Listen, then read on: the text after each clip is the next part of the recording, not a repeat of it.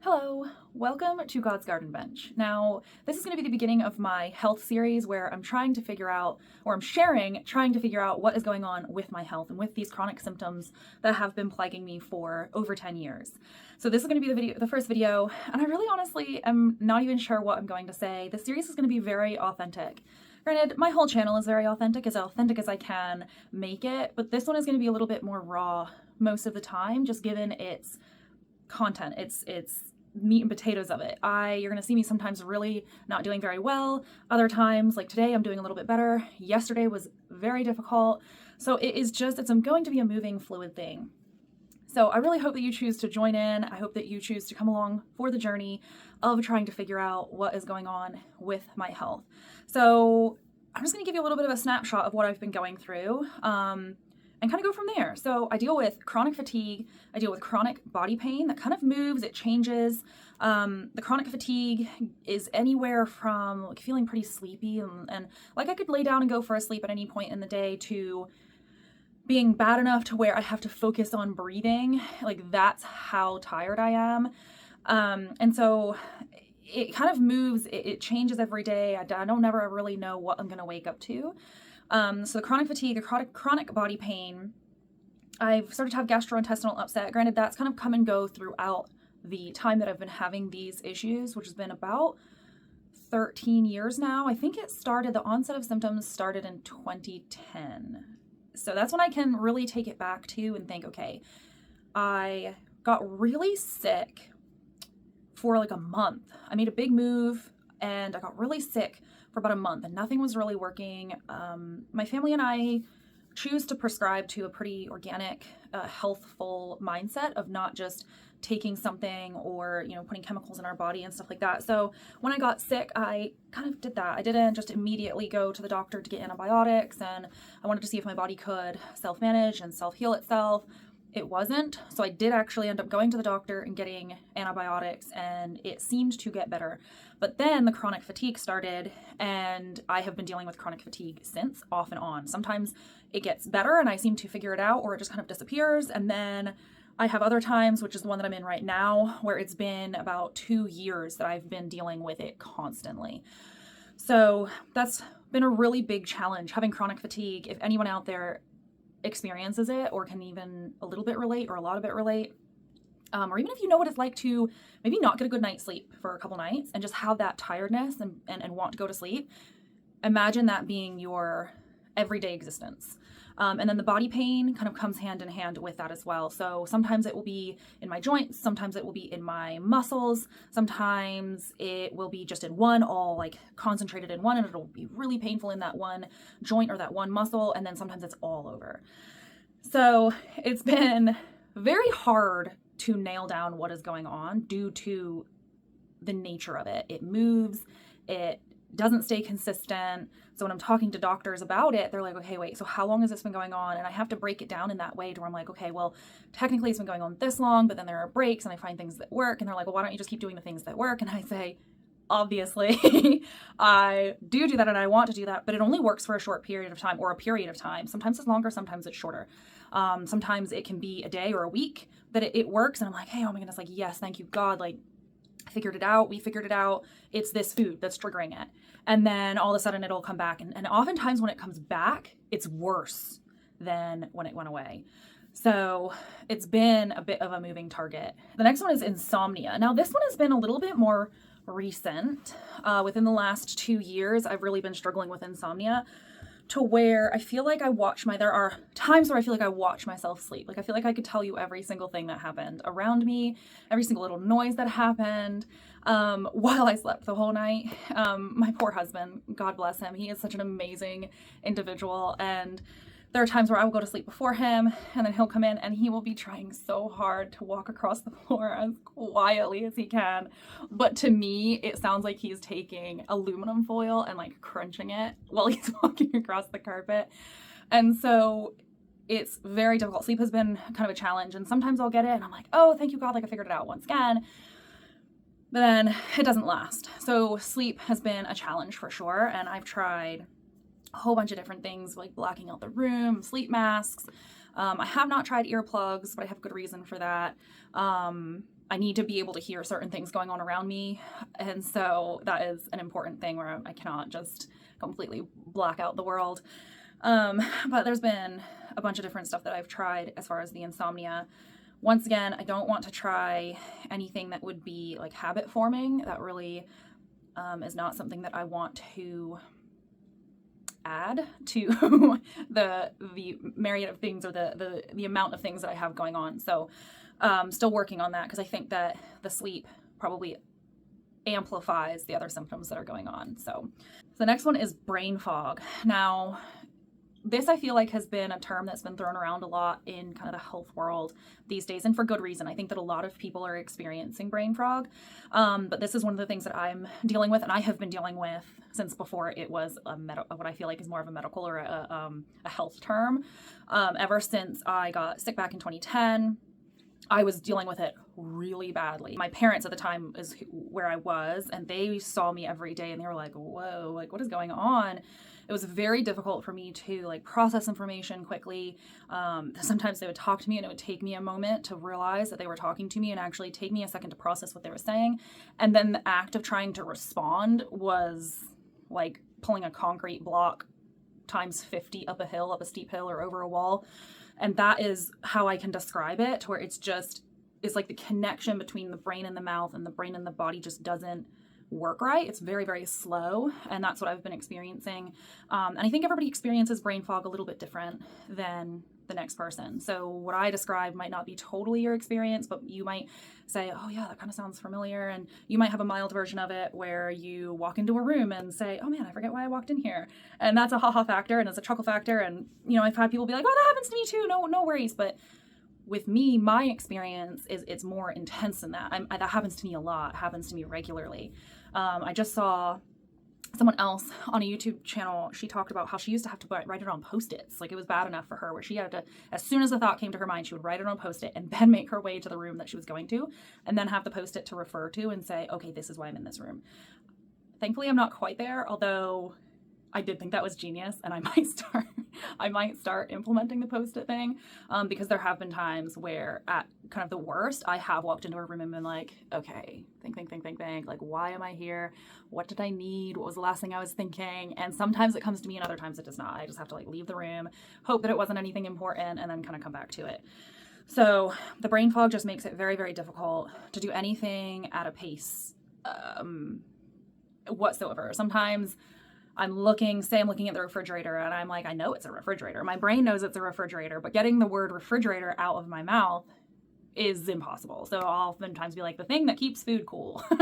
I can come up with however many words that is, but not the word refrigerator. So the brain fog is definitely challenging. And I think the brain fog intensifies the chronic fatigue because the more you have to work, the more your brain has to process that information, and you have to really dig deep in order to find that, the more your energy reserves, your mental energy reserves are going down. So it's very challenging in that respect. I did like an inflammation test about a month ago, and it came back with so much. Now my friend and her husband also did it and said, hey, listen, it's going to come back with so much stuff. Don't be alarmed. Don't be overwhelmed. But given everything else that I have going on and the restrictive diet that I'm already on, it feels very overwhelming to restrict again and even more. So not quite sure what direction I'm going to go with that right now, because I've been kind of doing it off and on, and the things that it says that I can eat make me immediately not feel well. So for example, it says that popcorn or corn is okay for me. I love popcorn. I think it's one of the best foods ever. Like popped popcorn, where you take the kernels and you take the pot and you take the oil and you make your own popcorn, is one of the most delicious things, and it always has been. My mom has made it like that since we were kids, and it's always so good. But when I eat it, it gives me almost an immediate headache and a nauseous feeling, kind of like a car sick feeling, where you're like, I kind of don't feel good, kind of want to lay down, like, and so if I'm paying attention to those cues, which I should be, because my body, in my opinion, my body is trying to tell me something, I need to recognize that and say, okay, this happens every single time. It's not just once, it's every time I eat popcorn. So there is the aspect of, okay, well, does corn on the cob do the same thing to you, or does corn out of the can? So there are so many different rabbit trails we can go on for sure. And welcome. This is my life right now. There are so many rabbit trails that we can go down, and we've been trying to go down all of those rabbit trails, but it's a lot. So I don't know what direction I'm going to go with that test, whether I'm going to go for it and continue to eat these foods that just immediately make me not feel well, for a hope that it will increase or decrease, more like increase our understanding, but decrease the inflammation happening in my body. I don't know. I'm not quite sure what direction we're going to do with that. So last couple months, out of nowhere, my skin has been kind of more upset, and it's painful. They're like underneath the surface of my skin. They're not, some of them are more surface. I don't know if you guys are going to be able to see that, but I have like these little bumps. It kind of looks like a rash. I have them actually behind my ears as well. That's where it started, actually. Now that I'm talking to you guys about it, I remember I had to ask my husband. I was like, hey, like, do you see this thing behind my ear? And he was just like, yeah, it looks like little red bumps. And I was like, okay. And he's like, it kind of looks like a little rash, but they're bigger bumps than a rash. And so I was like, okay, that's strange. And so he thought that it was maybe the earrings that I was wearing, because I have like a nickel sensitivity. And so he was like, take the earrings out. And I'm like, okay, yeah, deal, like, absolutely. But it didn't fix it. It didn't go away. And then it started moving to like the sides of my head. And now has started to move to my face. So that has been challenging for sure, because they're painful. Like, they'll make the whole side of my face hurt, or if it's here, like this one has been here, well, it's healing now, thank you God, but this one made like my whole face hurt. And so eating and talking was a challenge because it just didn't feel good. So it's just not fun. Anyone knows. I mean, no one wants acne. And it was strange because before that, like, my skin went from being so nice to what it is happening to it now. And granted, I fully recognize and understand that it could be so much worse than it is, and I am abundantly grateful that it is not. But to go from beautiful, clear skin consistently to then all of a sudden having painful acne is not enjoyable, obviously. So another one that's kind of strange and out there and I did not expect is hair loss.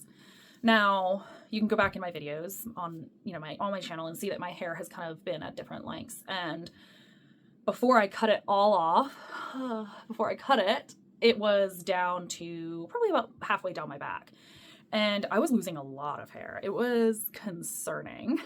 It wasn't coming out in big chunks, so I don't have like bald patches on my head, but you can kind of see it's like a little bit more thin. I don't know if you can actually see that, but it just kind of is falling out in random places and just kind of getting all over thinner. So I went and I got my hair cut to try to, first of all, have a little change. And I go through those moments where I'm just like, cut it all off. I don't want it as short as possible. I almost did a pixie. I'm glad I didn't do that. I don't think I could have hang. I don't think I could hang. Yeah, whatever. But it was just falling out so much. And I don't know why. I don't know whether that is just like this odd thing that kind of happened and has gone away. Because now that I've cut my hair short, either because my hair isn't as long, I don't notice it as much falling out, or whether it has actually stopped falling out as much. But hair loss is one of those things that I have been struggling with as well. So we have been obviously working on this for quite a while, and the things that we've tested for that it is not, my doctor wondered if it was PCOS, but if you're not familiar with PCOS, I wasn't super familiar with PCOS before he said that, and so I did a bunch of research into it.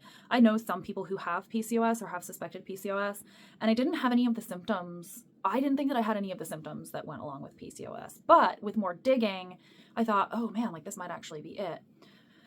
But like my cycles are all regular. What else? I feel like I have to knock on wood somewhere. I don't have a beard forming. I don't have hair growth in places that I don't necessarily want hair growth. Aside from like the normal, I guess. What else was I'll see if I can put, once again, a list of it. I'm forgetting, as I do, the list of symptoms that PCOS has. Yeah, I'll put a list of them up here because I'm forgetting. Those are the ones that I remember at the moment. So I do not have that. The other one that they tested me for, I have been tested for Lyme disease because at one point I was convinced that is what it was. We live here in the country. I've always lived in the country. I'm a country kid at heart and in my blood. We've only ever lived in the city a handful of times, and that's really only been in my adult life. My husband and I have lived in the city here and there. I suspected maybe it was Lyme disease. Maybe somehow I had a tick that I didn't notice, and bada bing, bada boom, now I have Lyme disease. But my Lyme disease test came back negative. So thank the Lord for that, for sure, because Lyme disease is one of those diseases that you just have all the time, and you can mitigate the symptoms, but you never really cure it. So at the time I was sure I had it, and I was saddened by the fact that it wasn't the answer. But now looking back, I'm very, very grateful that it was not the answer. The next one is hypothyroidism. So I have a lot of the symptoms of hypothyroidism, but not all. And some of the main ones being like cold all the time and like very sensitive to cold. If anything, I'm more heat intolerant than cold intolerant. I love a good cozy blanket. Ask my husband. He always asks me why the house is so cold, and I say that it is blissful and wonderful, and he's like, yeah, but you're fully clothed with like a sweater and a blanket on. And I'm like, I know, it's wonderful, isn't it? He's just like, no, this is not the way a house should be.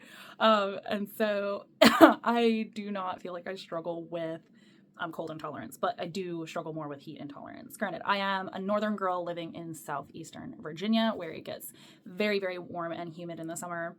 But I do think that a lot of that does contribute, or my whatever is health-wise going on is contributing to that heat intolerance, because it makes me really not feel well. If I go outside with some energy and it's really hot, my energy is gone to the point where once again I'm like having a hard time breathing, and like walking just feels like so much effort.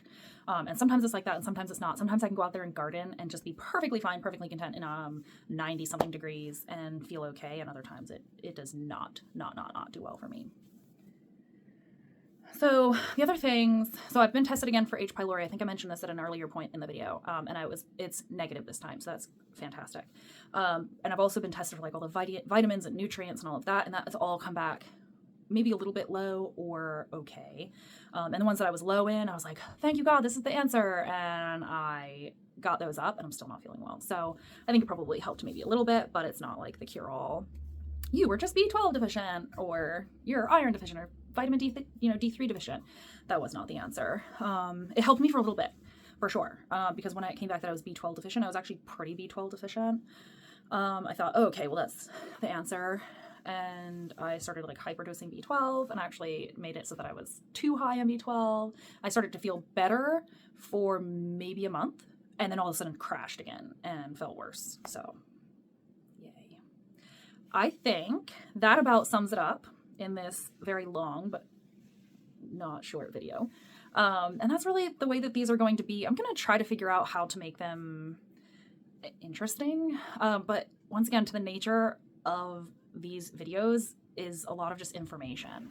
And I'm hoping that it can be a little bit of a journal for me as well. And I'm going to bring you along with me through that. So I'm hoping that it's going to make a lot of sense. And I'm going to try to structure them to be interesting, and I'm going to try to structure them to flow well. But with the nature of what I'm dealing with, sometimes it might feel a little bit disjointed and, have me kind of stuttering all over myself, because that is what I'm dealing with. And I'm going to make it as authentic as I possibly can. And I almost came on and did a video yesterday, because yesterday I definitely had like a crash day to where it was very difficult to even do a whole lot of anything. But yesterday was not the day for it. I just could not bring myself to turn on the camera and record what I was going through. And I will at one point. I'm hoping that I will have a day where I'm just like, no, like this needs to be seen, and it needs to be documented, because it's so easy to see me right now where I'm having a better day than I had yesterday and be like, oh, she looks perfectly normal.